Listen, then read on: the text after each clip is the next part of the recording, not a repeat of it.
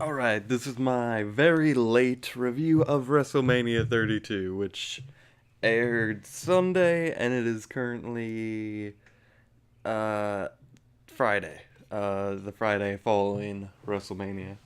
And the Raw, after Mania has already happened, so if I talk about that a little bit, just know that I've seen that. And I, I I'm here because I set out to review it, and I wanted to make a bigger deal out of it. Hopefully next year. I want to get better at this. But this is gonna be a very casual review, by the way. No visuals because I can't do that. At least me on camera. But anyway, the pre-show. I did not actually watch the pre-show because WrestleMania is like 4 hours long, and I did not have time for that. And so we start off the night. Well, talking about the pre-show, I'm glad Kalisto retained, and I'm glad that the Bellas, or that whole team, won. Because, I heard it might be Brie Bella's last WrestleMania, so at least let her get the win.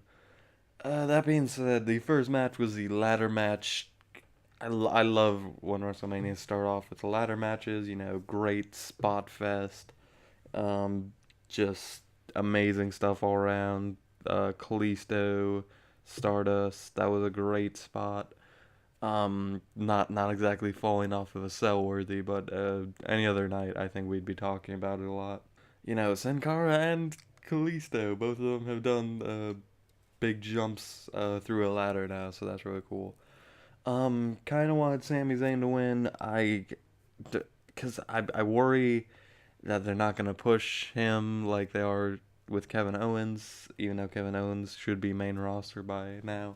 And I'm like, give him that opportunity, but the whole thing with Zack Ryder giving him that WrestleMania moment, the thing with his dad, it was one of the most heart fulfilling moments of the night, and goddamn, oh, my feelings were swimming.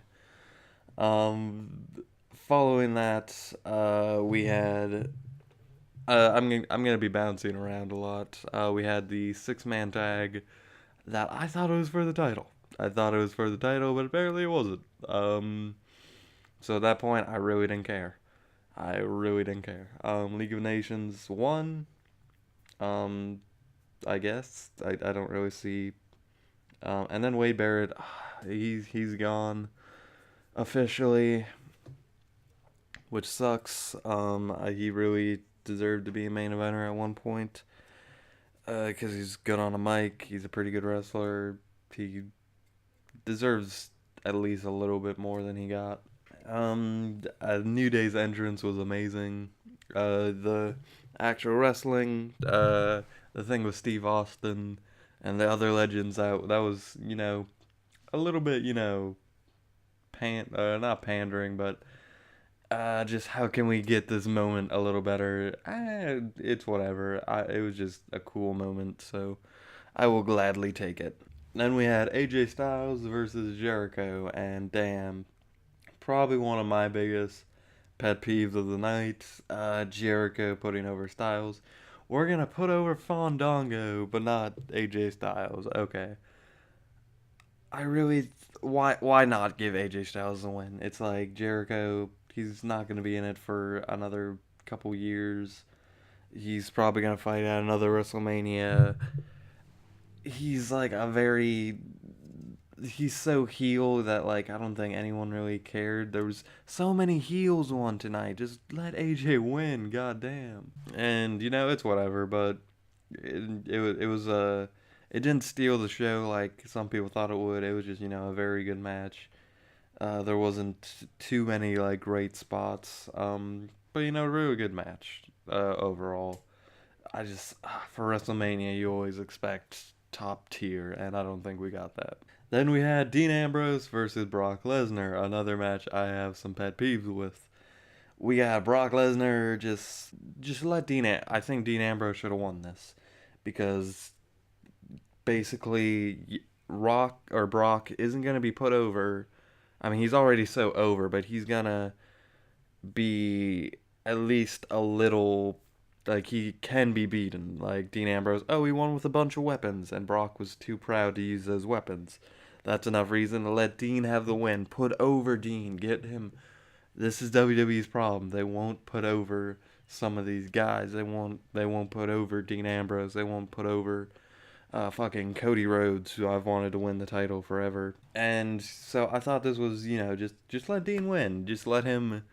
You don't have to use chainsaws or fucking barbed wire bats. I knew those were just gonna get wasted. But do something cool with them. Do it like, maybe a little back and forth. Let maybe Brock almost grab one of the weapons. Do something with that so it's not just he had it for like 5 seconds. Do something. As far as the match itself, Brock, the suplex machine, he always puts on a good show, even if he isn't. For what his character is and how they use him, he's great. I don't have problems with Brock Lesnar as a character or as a competitor, really, because I always get excited for his matches, and I think that's for what he is. He does great, but I think Dean should have won this one. And then we had the Divas Triple Threat match, which a lot of people called Match of the Night. A lot of people thought Sasha should have got put over. I agree with that, even though Sasha, out of those three, is probably my least favorite. Definitely thought Sasha should have won. I also think Charlotte should drop Ric Flair. And I think this would have been a good time to do it. Like, Ric Flair, like, fumbles around or, like, does something. And then, like, that's why Charlotte doesn't win. Put all of them over. Triple threats have the ability to make everyone look over because there's so many stipulations and why an over person shouldn't, or why they didn't win. So it was like, just let fucking Sasha win the title. Like, that's what everyone wanted. Like, I would have personally, like, Becky. I think, although I like Sasha and Becky a lot, I don't think either of them have that good of mic skills, but they have a lot of character, and I think if they get that moment, they can improve, and just having the title will put them in a rivalry that I think they can pull off. So with Charlotte just winning and the status quo remaining, despite she had an epic entrance, I'm glad there was fireworks after this match. Really making the Divas look like a main event. And to be honest, I would have taken this match in the main event over Reigns and Triple H. I think people were walked out a little bit happier, considering how that match ended. But following that match, we had The Rock coming out, just long ass entrance, taking his goddamn time like usual. And then I was very upset that Bray Wyatt didn't get his push, and why he wasn't even in the card. I was so disappointed. But thankfully, he was on the card. There's that thing with Rock and Eric Rowan. I appreciate that. And then following that, we had the whole promo with the Wyatts and Cena coming out. For what that was, I was very happy with it.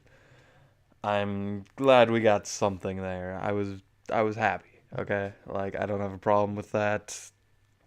John kind of officially back. He wasn't on the Raw after, but he came back like all the legends do, where he just came back for a moment. And in that light, I really like John Cena. I don't like him as a person who's the champion all the time. I like him as like the U.S. competitor guy, or a guy that just shows up every once in a while. As far as the Wyatts being used, again, Bray Wyatt should be champion by now. I don't know why he isn't.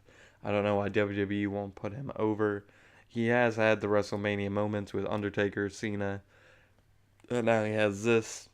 Still, just give Bray Wyatt the title. Like, just put some of these guys over.